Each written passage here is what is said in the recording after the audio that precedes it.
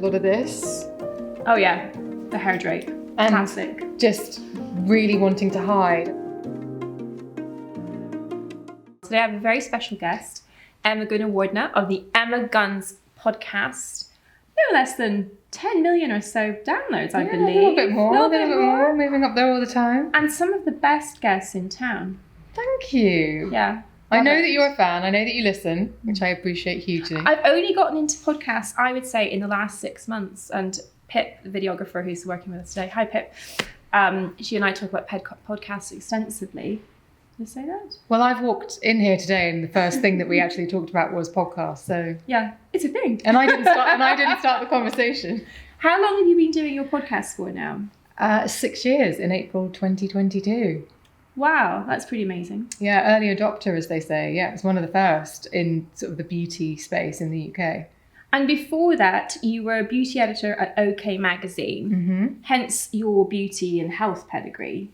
And why I've gotten you along today, actually. Yeah, so 10 years on the magazine and then several years still freelance, and then the podcast 6 years ago. So yeah, lots of exciting things have happened along the way. And did you make that transition gradually, or was that suddenly one day you decided, that's it, I'm done with editing, I'm going to do a podcast? No. So I was a magazine editor and left the magazine and thought I would go freelance, which I thought was going to be fabulous. And it wasn't. It was a lot harder than I thought. And actually, really? There's a very big difference between having a section and signing off your own ideas and pitching lots of ideas out into the world. And I got a sense pretty quickly that I probably didn't have the right mechanisms in place to be able to pitch like the perfect article. And the things I wanted to talk about actually weren't very zeitgeisty, which is a word I heard a lot when I was pitching. Right. And so it was great in a way because it made me put those ideas and topics and conversations on tape. Okay, amazing. I mean, I love that you took control of what you wanted to put out there. Yeah. And in terms of the content, was the concept there from the very beginning? The concept was to speak to people within the beauty industry who I was lucky to know. 10 years on magazines, you get to meet a lot of excellent people like you. And yet when you get to actually write your feature about that conversation, so you might spend, I don't know, an hour with a brand owner and they'll tell you how they created the new product. They'll tell you all of the intricate stories behind it, about ingredients, and really what goes in the magazine, or particularly the magazine I was writing for that wasn't particularly in depth when it came to beauty, was the price and top line information.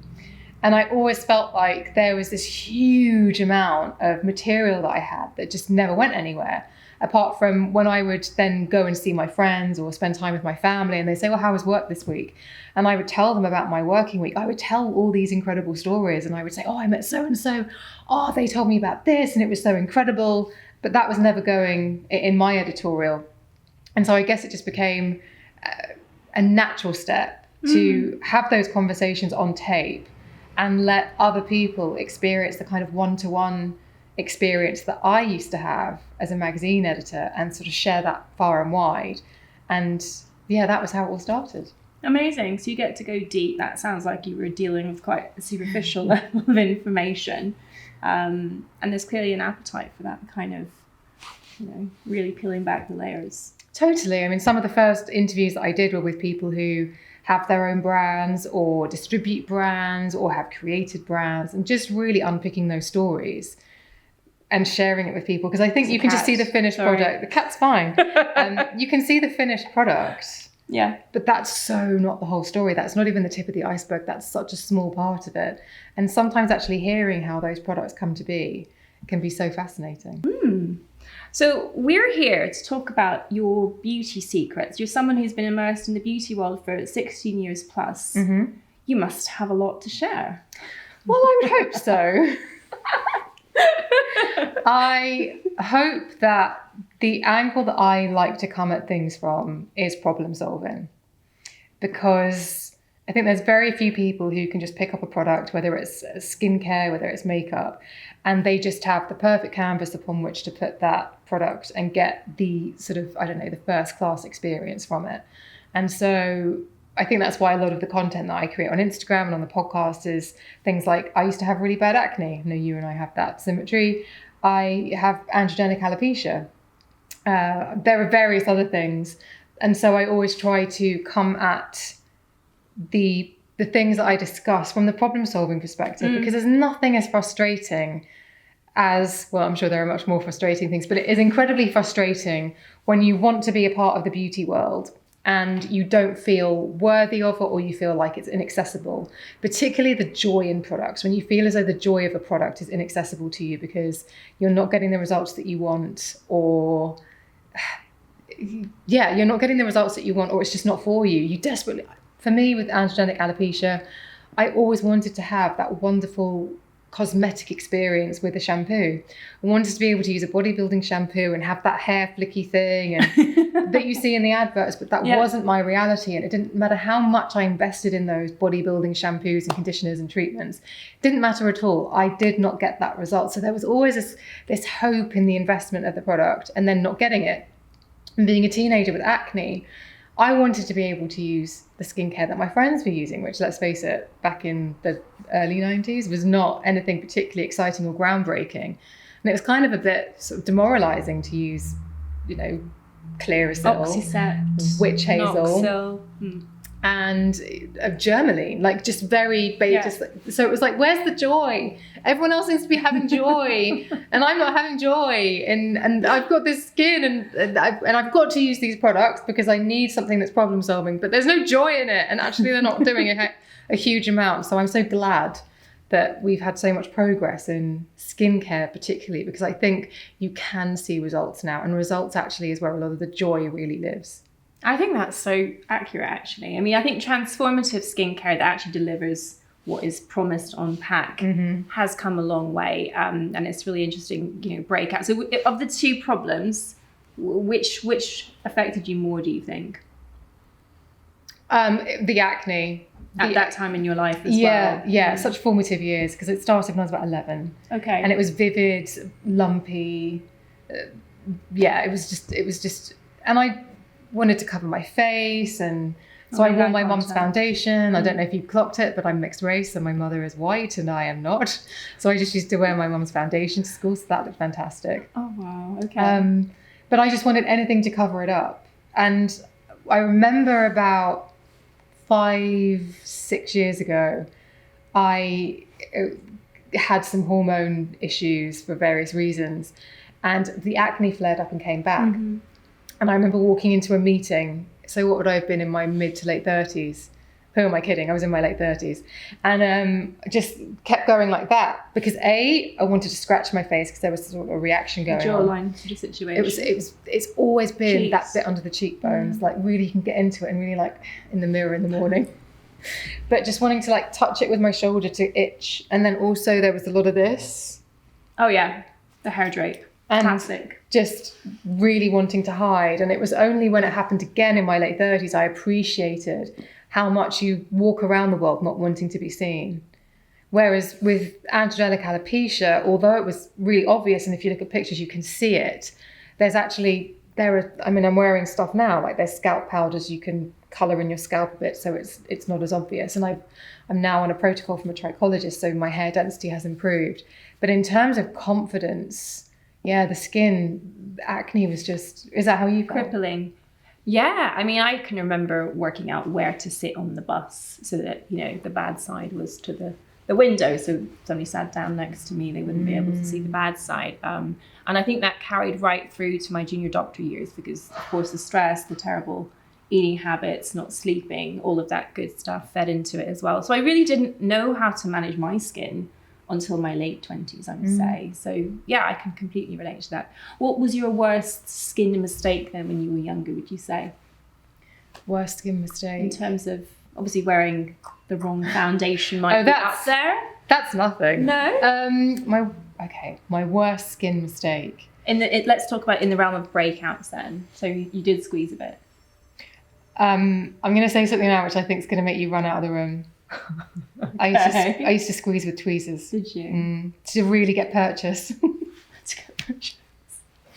I actually, a patient once confessed that to me, and I realised I did have to actually ask patients directly if they use tools because you can tell actually. Wow. Okay. But then also, along with all of that, because my acne was also triggered by polycystic ovarian syndrome, so there was a significant hormone imbalance. I also had facial hair. Oh, wow. Okay. Quite bad facial hair. So at the same time as trying to manage the acne, I was also trying to manage facial hair. And back in 1993... Are we talking IMAC? 92? No. We're talking going to a salon and having my face waxed. Wow. Okay. And imagine getting your face waxed and then breakouts.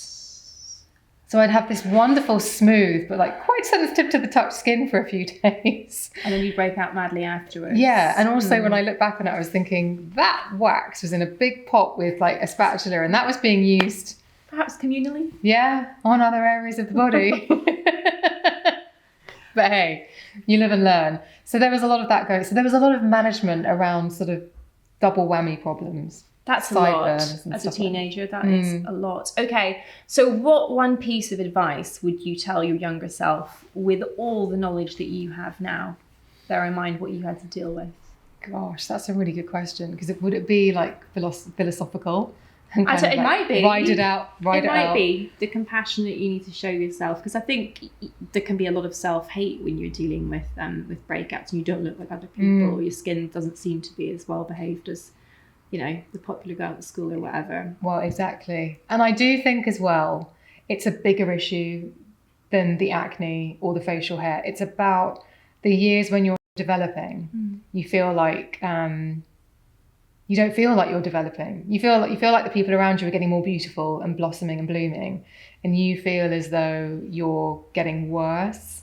And I think actually it's the what happens in the mind a bit that can be the stuff that really lingers. Because now, thank goodness, you can get 2% salicylic acid pretty easily. Can you imagine if I'd had that? I know. I mean, I definitely used the likes of quinidone, but again, didn't know that 10% benzoyl peroxide might be a bit stronger than you actually needed. So no, you get rid of the spot, you'd be left with the pothole, you know. So I think the tools were just so much less sophisticated. Like the active ingredients were probably there, but just not in vehicles particularly that would be conducive to, you know, putting a bit of makeup on the top or whatever. I don't think non-comedogenic makeup existed. No. And I think generally GPs didn't have an awful lot of time for managing acne. Well, they just put you on the pill, wouldn't they? So it was really, really tough. It was. So I think now, like blue light, I think if I was a teenager now with the skin that I had then now, I'd have light therapy on it. I would also be speaking to a dermatologist if I could afford to, because that's really the crux of everything, isn't it? Stop trying to, as much as it's wonderful that we can get incredible topical products on the high street and our local chemist, all of those things, I think without expert guidance a lot of the time, I could never have sorted out my androgenic alopecia without seeing a trichologist, because everything else is just a stab in the dark. Like, oh, I'll try that shampoo. But actually, the thing that's causing your androgenic alopecia has nothing to do with that. So that's just going to be like, it's not going to have any difference. And I think the same is true with skin. It's like, if you can get in the care of somebody who can say, this is why it's happening, then you're not stabbing in the dark so much. Yeah, I think that's right. I think it's knowing when the time is to ask for help and then knowing where to go. Yeah. The combination of the two. And thank goodness, again, that is much easier in terms of access. And you know, we've got reviews now and you can easily find somebody, because I think there's a medical approach and then there is the more holistic approach, which I think can oftentimes lead to better results long term and, as you say, better understanding. Yeah, totally. Oh my goodness, if someone had said that diet as well, that's not helping your skin. Those sorts of things. I think there's an element when you're younger of thinking, oh, I can get away with this, or I hope I can get away with this. And then as time marches on, you realise, oh, everything pieces together, everything has an effect. So moving on to lighter topics, what are your 3 handbag essentials, beauty-wise? Goodness. Well, hand sanitizer. Okay. That is... Do you mean handbag essentials just for like if I'm leaving the house, they're coming with me? I mean for, you know, maintaining this. The Emma. So lots of hairs. No. I to be honest, I've never been one to really carry makeup with me other than a lip gloss. Really? Okay. I know that I walked in here today and put on a lot of makeup. But I think blotting powder, because I was at something a little while ago with Lisa Potter Dixon and I turned up and I like to walk to my appointments, but I tend to like Get a glow on. Get a glow on, Yeah, and to generate quite a lot of heat. And so I remember walking into an event and Lisa being like, "Shall I de-shine you?" And I never considered that sort of stuff, but then she did, and I was like, "Oh yeah, I should probably de-shine myself." So I always walk around with shiny police. Oh no, she's an excellent human being. No. But in the nicest possible way. It used to happen to me when I was filming, and the guys would be like, "Sam, you look a bit Jennifer Lawrence, Hunger Games," on camera, which wasn't ideal.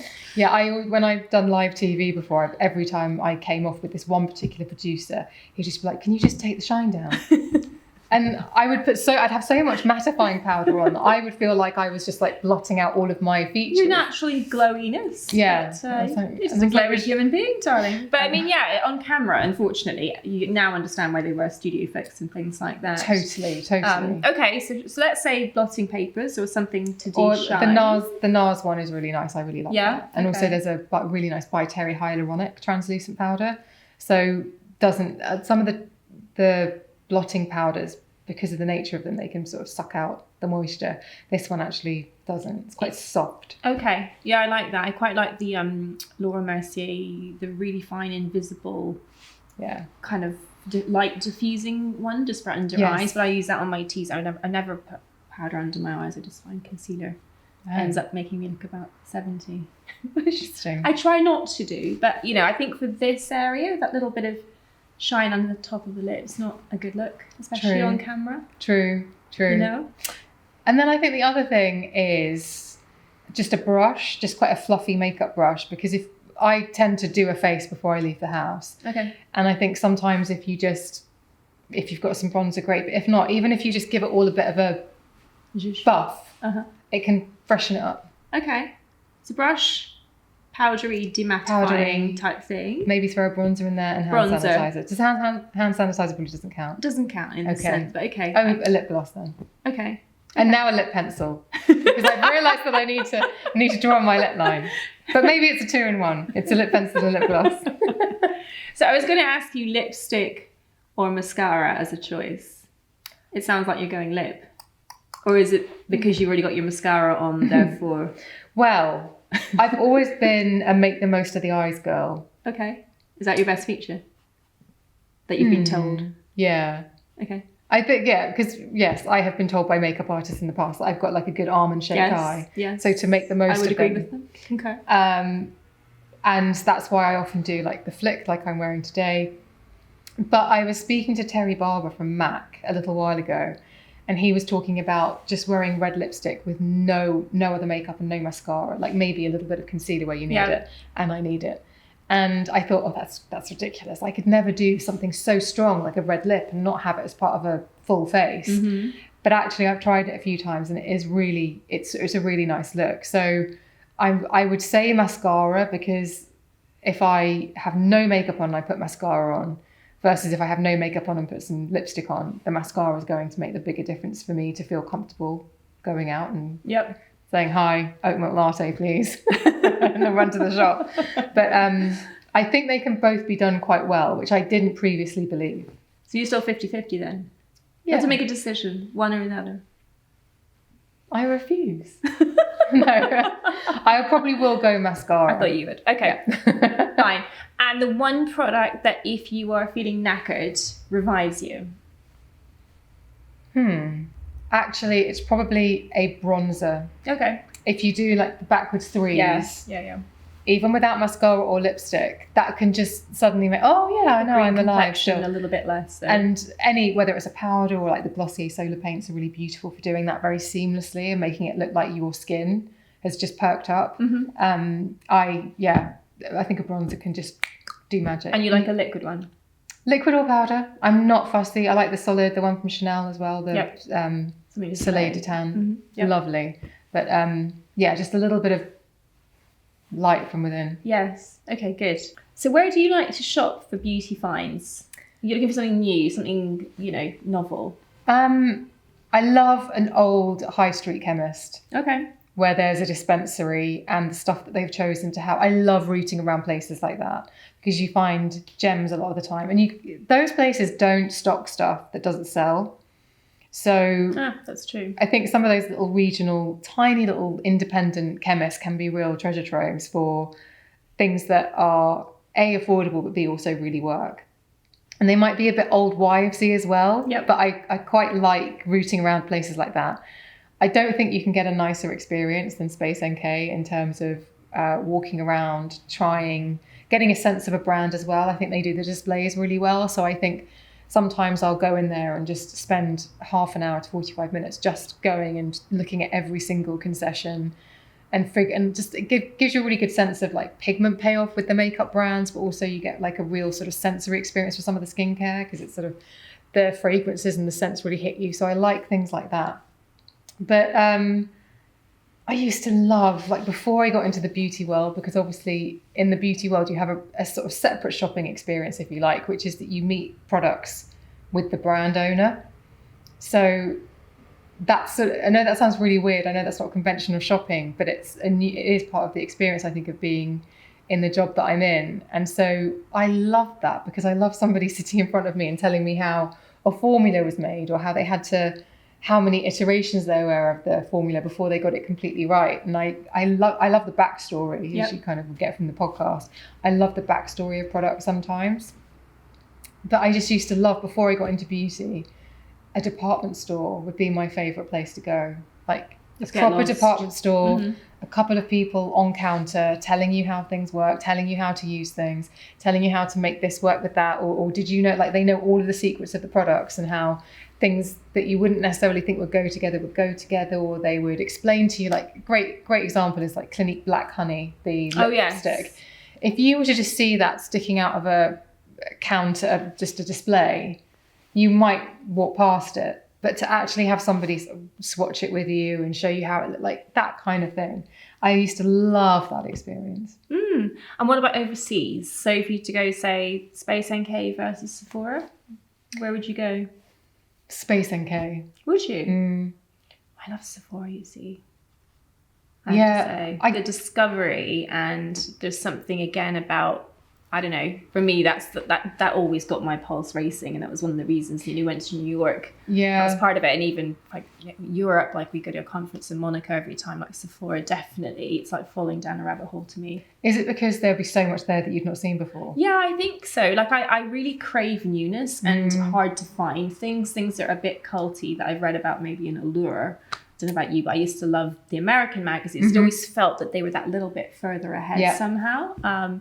So for me, going to the US or somewhere I could, discover like Marc Jacobs makeup for the first time, for example, that got my pulse racing, definitely. I remember going to New York in 1999 and just being like, right, someone point me at Bloomingdale's.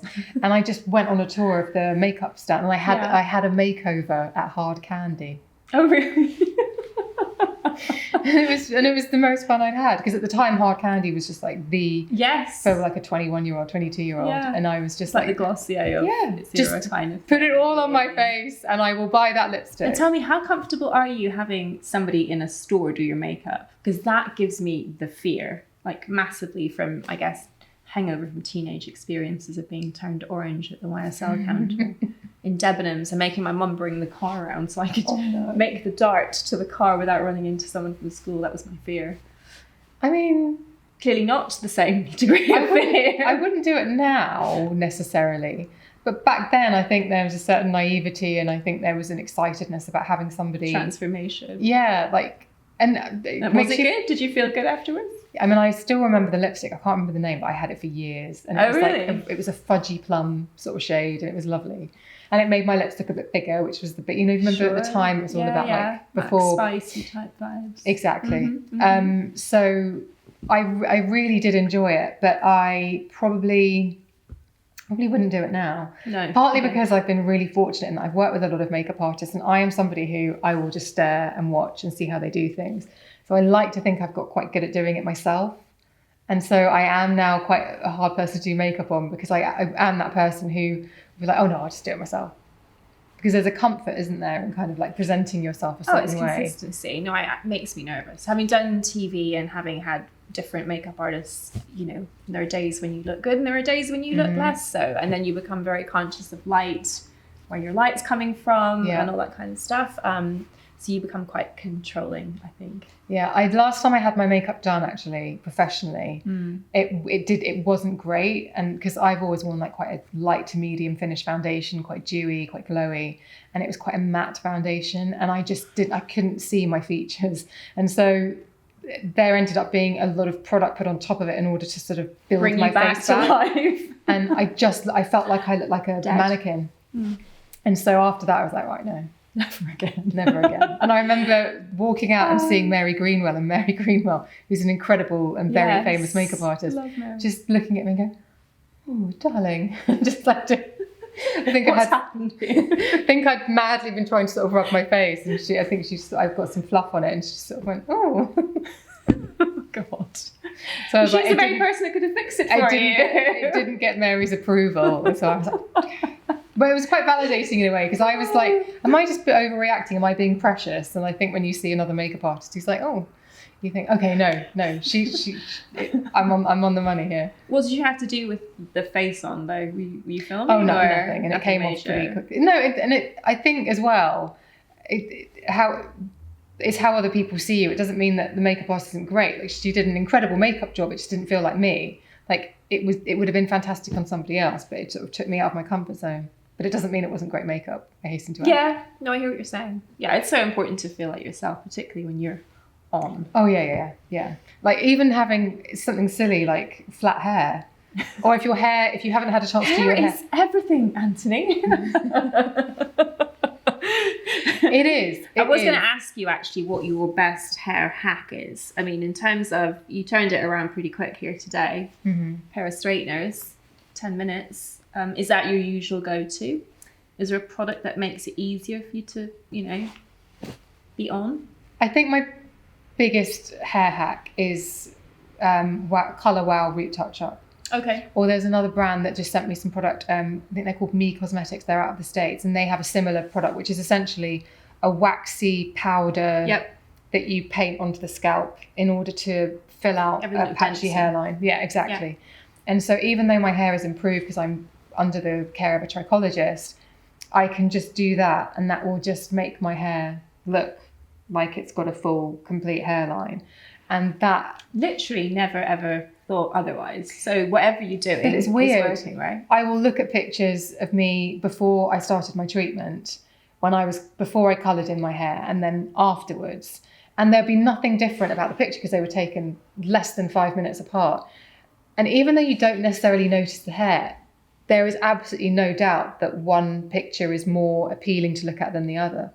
It's one of those things where it's like, what's the subtle difference? Yeah. You wouldn't necessarily spot it until you really looked. But I think that just gives me a lot of confidence, because I remember interviewing Jessica Alba in Berlin once, and because it was being filmed, they very kindly provided a makeup artist, and she'd done my makeup, and then she got out this very dense brown eyeshadow, really packed a brush, and she went towards my face, and I was like, what is she going to do? I don't need any more. And she coloured in my hairline. Okay. And that was when I thought, okay, that does make such a huge difference.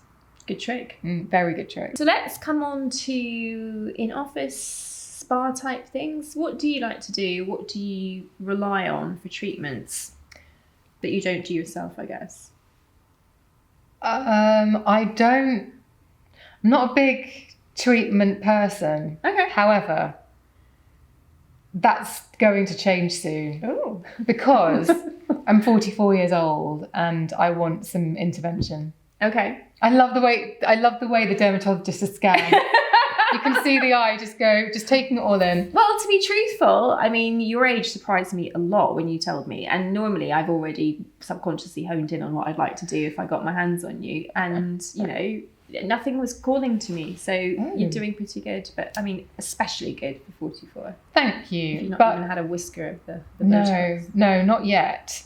And I think if I do go down that road, I will want to investigate radio frequency. Don't frown when you say that. Sorry. If I frown and stay still, because I might just have to, just whip it out from behind the sofa. You got any here? I always keep some next to the bubbles. Right. Oh my. Right. Okay. Good to know.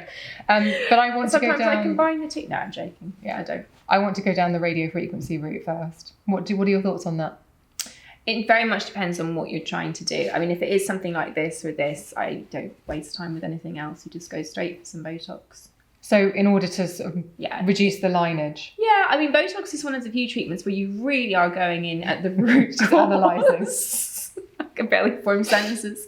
No, I think if it's something in the upper third of the face, you don't mess around. You just go straight to source and tackle the core problem. Radiofrequency won't do anything for, dynamic muscles squeezing skin. What will radiofrequency do then? Truthfully, it doesn't do a huge amount. Do a little bit of tiny tightening. Zut alors. I know. I think the problem with loss of tautness is that it's largely a function of elasticity. So our elastin, the protein that gives skin its snap, we're not great at creating new elastin. So all you're doing with tightening devices is really heating collagen, and if you fry a steak, it shrinks. Kind of the same thing.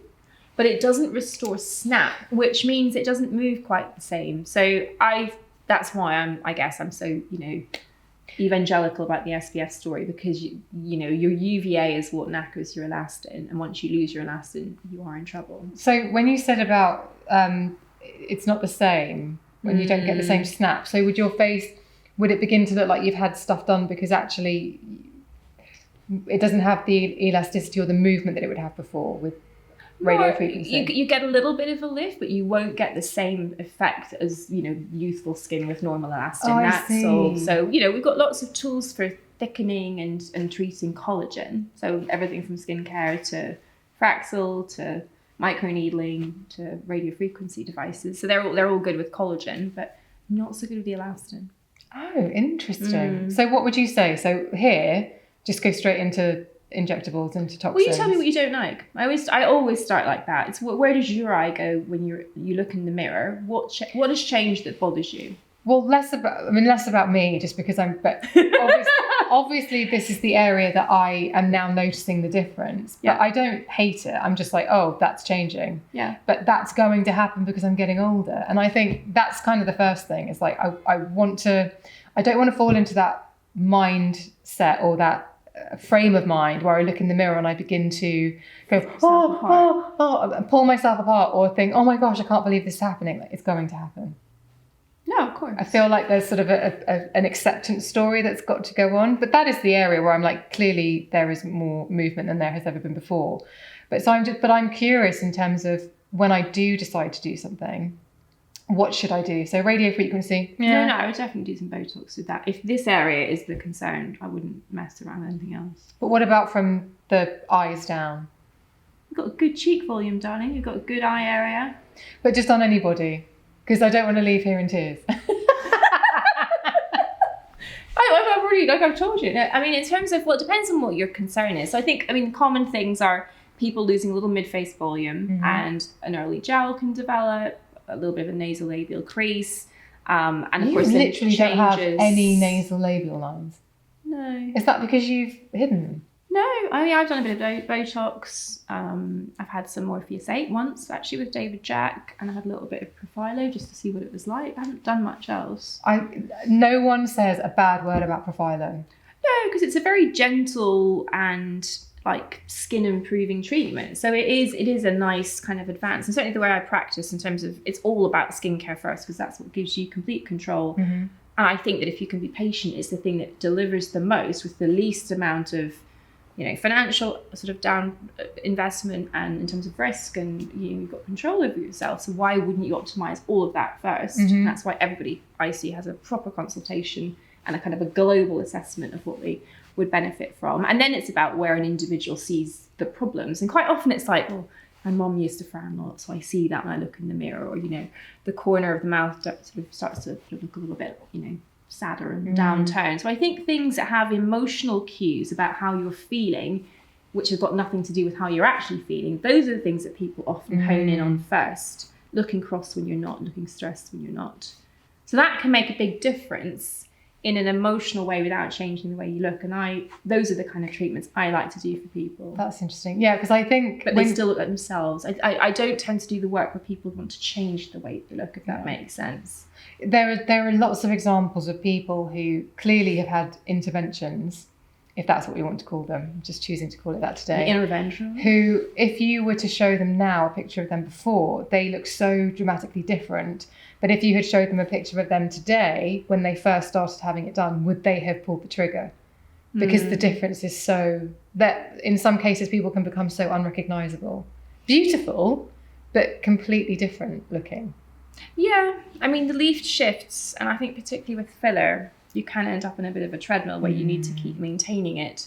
And then as the skin quality changes over time, because occasionally people go down the filler route without addressing the quality of the canvas. Right. And if you don't do that, you can end up needing to put more volume in to achieve the same outcome, to get rid of a nasolabial line, for example, or to restore a cheek. But if the skin isn't quite as taut, you end up putting more and more in, and then things can get a bit distorted. So I think that's why I'm so, I'm not just sort of making a thing about the elasticity of the skin. It is so important, because if you want to have a bit of filler, it works so much better if the envelope in which you're putting it is taut in the first place. I see. Does that make sense? So you're all about, because for me, SPF is now such a non-negotiable. Yeah. And I love wearing your SPF, your daily sunscreen. Oh, good. Because actually it absorbs really well. And I know on the pump you say 3 on the face and 3 on the neck. I know, because that does seem like a lot, but it absorbs really nicely and it wears really well, and I can wear it very comfortably under my makeup, which I think is a deal breaker for a lot of people. Yeah, I agree. Because I think a lot of those skincare layers can then, when you put your makeup on top, it just starts to come away. Yeah. But that's not one of those textures. So you can use that on top of everything, and then your makeup will sit on it just fine. And you get your niacinamide as well, which is good. Yes. And I think something you said to me only recently was that actually by wearing that, by virtue of wearing your SPF, your skin doesn't have to work as hard. So actually it can do a lot more recovery. And if I'd heard that 20 years ago, I didn't even realise that was a piece of the puzzle in the way that it was until you kind of said it to me in the way that you said it. It's such an important part of your skincare. No, I think that's true. And I think I can even get guys who are, often quite resistant to the idea of wearing sunscreen every single day to believe, in context of things like rosacea, that it's actually part of their treatment. It's actually helping, with the anti-inflammatory side of things. And you really start to understand how much UV, and particularly UVA, plays a role in certain skin conditions. But yeah, I think it's why I've put so much time and energy into making the formulas feel good and not feel too SPF-y. Yeah. It's so soft and supple and just very easily absorbed. Good. And I've run out, so... Oh, okay. Hook you up, baby. So SPF's in your morning routine. What else is in there? Antioxidant. Yeah. At the moment, because I'm testing out some things, so it's always non-negotiable. Cleanse in the shower, which I know is controversial, but I like to use... problem with it. Good. I like to use a foaming cleanser. But not like a rash. No, not a horrible, but like a good brand. I just like to use something with a bit of something, because in the evening I either use a balm or a cream cleanser with a microfiber cloth, and so in the morning after I've worked out, I do like to have something quite refreshing. Okay. And I'm very particular about what I will use in the foaming category, but the ones that I use tend to be like, they're not foamy. Yeah. Okay. But it's just like when I wash my hair and then use that, and it's fine. And also I think if there is any, because I'm wearing SPF and an SPF 50 usually, I think it probably doesn't do me any harm to have a thorough cleanse both in the morning and in the evening. And in terms of skin type, not that I find it particularly helpful really, what skin type do you identify as? Combination or oily? Oh, I guess because I manage it now. I don't think it's particularly... A few people have said to me it's combination, and I'm like, is it really? I just think it's normal, but maybe it is more combination. You're looking at me, you've probably got a clearer idea. No, it's more from what you described earlier in terms of oiliness, in terms of shine, things coming through. Is that typically just T-zone, or is that all over? Oh, it's usually just like a full, like glaring. Yeah, but that's more sweat than oil. Like that's just Emma's overheating and it's coming, and she's sweating out of her face. More than a sort of having an oily complexion. I don't feel like I have to combat oil. Okay. But anyway, so I would say it's more sort of normal combination. Normal combination. At certain times of the month. Okay, so we've got antioxidant, light foaming cleanser, SPF. Anything else? Yeah, so then I come out the shower and Yeah. I put on my my antioxidant immediately. And then at the moment I'm using a hyaluronic eye serum and a hyaluronic serum. And then I'm putting moisturizer, if I need it, like a gel or like a lighter moisturizer over the top, and then SPF, and then makeup. Okay. And if you had to name just one holy grail product, what would it be? Is there such a thing? No, I don't actually think there is. And I think we need to get people out of thinking that there is. There is a holy grail product for you, but there is no holy grail product that suits everyone. I think there was a big search for that for a long time. I remember when I started in magazines, it was always like, what's in some celebrity's makeup bag? And it'd be like, oh, this is the holy grail foundation, or this is the holy grail cleanser. And yeah, for that person and for anyone else whose skin is like theirs. But I think we've got to sort of get off this idea of like a universal product that is so brilliant that any investment in it is going to be fine. And I think we need to work towards, your skin's really unique and you're special. And if your holy grail product is £2, that doesn't mean it's any less worthy than someone else's holy grail product, which is 130. It's about what works for you and what your skin responds to. So what is your holy grail product? Which is what I asked. Yeah, no, I know. Did I go around the houses? That's all right. That's fine. Because I agree with you too. I mean, I bought into the whole creme de la mer thing, thinking that if it works for Angelina Jennifer and Lopez. Demi, and yeah, it must work for them. Didn't give me spots. Well, I couldn't choose just, I suppose SPF. Okay. But then I feel like if your holy grail product is SPF, then you've got to have a really good cleanser. So it's kind of like, I guess in terms of measurable difference to your skin, let's put it that way. As in, yeah, I think it's got to be SPF. Okay. But I think my work is done here. Yeah, I think it's a sort of a delayed win, if you like. Yes. So it's not the instant gratification of it's over a time. mask or something. Yeah, it's like over time, your skin is going to benefit, that you're going to get compound interest from using that. I like that. The I have to use SPF. that in social. You're very welcome. Thank you. Okay, and tell me an embarrassing beauty hack that you use to cut corners, and I'll tell you mine. But I think everyone has one, right? Embarrassing beauty. So hack. mine is that I will Thank God you've gone sometimes use nail polish just on the toes that are visible in sandals. Oh, I'm so glad you said that, because I was going to... Okay. You know what were you going to say? No. What's my embarrassing beauty hack? I cut my own And hair. I have to avoid going to houses where then somebody makes me take my shoes off. Oh yeah, God no, non-negotiable. So I cut my own hair for a long time, and then sort of once a year or twice a year I'll get a really good hairdresser to nibble the ends Okay, off. talk me through that. How do you? Oh, just literally point cutting, just going like that in the bathroom mirror, and then just sort of like Stop the press. using a mirror just to figure out. But like, just Really? Are you not a bit layered? No? I am recently, because Adam Reed has had a go at it, and he's a brilliant hairdresser. Okay. And he did say, "Who did this last time?" Who did this to you? Me, with a pair of very inexpensive Well, hairdressers. under the pandemic conditions, I wouldn't, that wouldn't be that surprising. But I dye my own hair. do you? I think as a brunette, I don't think I need to go to a salon to get somebody to do it. I'm just basically doing my roots. I'm quite DIY, so I like doing my own pedicures. I like doing my own manicures. I find that people do cuticles a lot less properly these days. They don't wet them and soak them, and they just have a go at them with bare tools, and it's just The last time I had a manicure, brutal. they didn't do my cuticles, and I haven't had a manicure since. We have had a pandemic since then, and I do like to do my own. So what's my real shortcut though? I think that's it. I'm just quite DIY cutting your own centric. hair is like quite it's quite have a go, you know? Have a go hero. Have a go hair hero. Okay, and favourite fragrance? Or are you a person that jumps from fragrance to fragrance? I'm a person that jumps from fragrance to fragrance. Are you? And there's a line in Parks and Rec where Amy Poehler goes to a fancy restaurant. Or should I say Leslie Knope, played by Amy Poehler, goes to a fancy restaurant.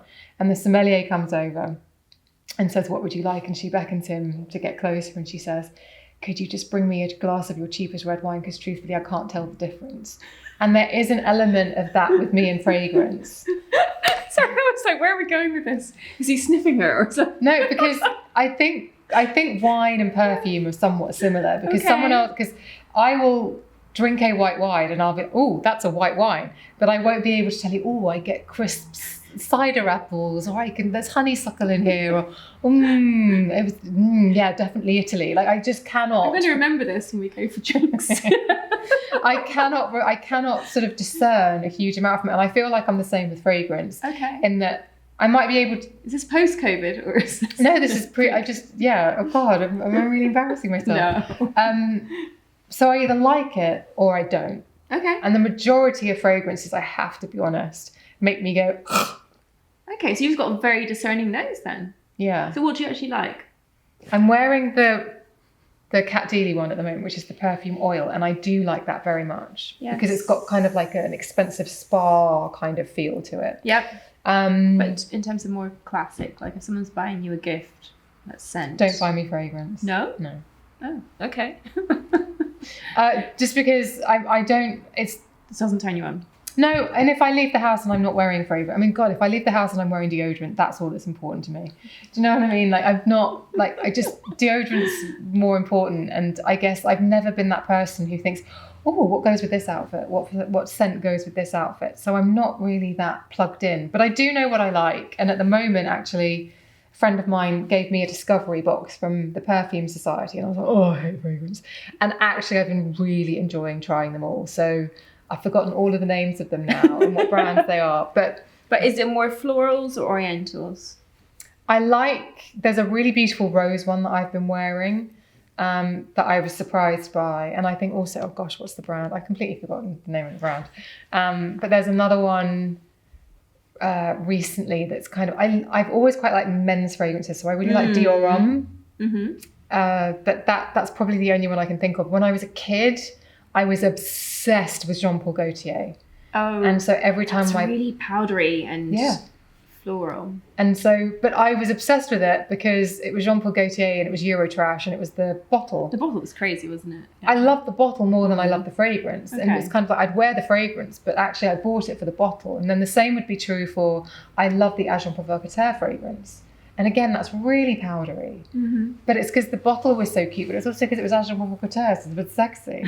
So all of those things were the primary reason for me buying it. Yes, I see the vibe. Yes. And the secondary thing was actually what it smelled like. Okay. So there we go. Yeah. Favorite self-care technique? What do you rely on? Oh, well, I recently did a meditation course. I wanted to talk to you about that. Go on then. Go on. Well, I did a meditation course and we both did. We both did it. I sat at opposite ends of the room with surgical masks on, trying not to make each other laugh because we were trying to be very serious because it was obviously it's a serious business. Yeah, but are you still doing it every day? Mm-hmm. Yeah, I found that to be really valuable. So for me, I think that's actually an act of self-care. But if you're talking about the beauty space and an act of self-care, recently, Estée Lauder's got Mirror Water Earth. Is it Mirror Water? Yeah, Mirror Water. So it's this incredible, there's bath salts, there's a balm, there's a body oil, and there is what else is there? Bath salts, body, there's something else in the mix, which body oil, salts, a balm, I think it might just be a body lotion. Anyway, and that is like a proper bathing ritual. And a scrub, that's what it is. So before I get in the bath, I slather the scrub all over. Type of experience. And then put a little bit of the oil in the water, but not loads. And then the salts are obviously in there. And just submerge myself for 20 minutes. Come out, scrub off, and it just makes skin feel incredible. Whack on the oil all over, and then put the balm on dry bits. Yeah. Mm-hmm. And that is so luxurious. What was it called? The Estée Lauder? So Estée Lauder's brand, I think it's called Mirror Water. I don't think it's called Mirror Water Earth, I think it's called Mirror Water. Okay. And that is a strong recommend because it's such, you can put a bath salt in, you can put a body oil on, and it has to join the dots if you're feeling a bit not great. And that has got something in it, the way that it's been formulated, the way that it feels on skin, the way that the salts are and everything. It joins the dots so that as much as it's a pleasurable sensorial experience, it's also quite comforting emotionally and mentally, which I think is really an incredible kind of circle to have joined up. That's an amazing recommendation. Okay, great. And finally, bath or shower? Shower. Oh, really? Oh, okay. Love a shower. I can spend hours in a bath and that's just time wasted after about 25 minutes. So I enjoy a shower. Okay. But I mean, there are showers and there are showers and there are baths and there are baths. Indeed. And I think, I don't know about anyone else watching, I don't know about you, but if you're away and you're in a hotel, a bathing experience in a bath that isn't your own, I don't know why, but it's better. It is, isn't it? I think there's usually less distractions somehow, and there's no clutter, and oftentimes there's something new to savour because, you know, I love a big thing of salts that I can just dunk in. Yeah. I mean, do you ever all get the about bags of salts. Epsom salts and just woof? No, I think I bought some at Holland & Barrett. I left them in the shop recently, so that's on my mind a little bit. But I do love a salt because I'm not really big on fragrance in the water. I find it's too irritating generally. So I like a salt. Yeah, same. Okay. Well, what haven't I asked you? Is there any secret that you'd like to share that we haven't covered? Because I think we've probed pretty far and deep. I would just say this. If you, because we talked about problem solving at the top. Yep. If you have a problem, a beauty problem, and it's something that gets you down, I think the biggest thing to understand is that you do have to put quite a bit of effort in and that you have to be consistent. But nowadays, whether it's like facial hair or body hair or any of the, or hair loss or acne, you can get results. But just don't expect miracles. And I think for a long time I expected miracles. And so for a long time I had this weird relationship with beauty where I had a lot of hope and disappointment. And it was because I needed to change how I thought about products and services and realize that it's consistent effort over time equals those results. And that actually made me fall in love with beauty again in a way that maybe I had lost. Because I just changed my mindset and thought, actually, it's not going to be fixed from the first time I use it. It's not going to be fixed from the second time. It depends what you're treating. But if I'm consistent and I trust this product and it's science-backed, which I know is important to both of us, then I'm going to get the results that I need. I like that. Perspective is everything in so many areas of life, but you're absolutely right. It's so important as well. And faith and trust, and then, as you say, then that belief system is what keeps you using something to get results. And I think with hair and with skin, in particular with acne, there is often a big leap of faith because things don't get better in those first few weeks. In fact, with acne, things can go up and down at the beginning. Turbulence. Absolutely. So if you don't have that belief system and trust in whatever regime you've started, for, you know, however you've ended up on that path, I think you will end up, you know, losing faith and falling off the sort of the journey path. Falling off the path. But yeah, I think that's a big thing. It's about we can put hope, we can transfer hope into a bottle or think, oh, that's going to work immediately. That's a holy grail product. And no, it could be, but it's if you use it consistently, if you use it right, and if you just keep with chipping away. Yeah. So good advice. Listen, thank you so much for coming on. You are so sharing welcome. all your secrets. It's been an absolute pleasure. I hope you guys have loved it as much as I have. And if you'd like to see more of this kind of format of video, then please let me know in the comments below. Thanks, Emma. Thanks, Sam. Bye.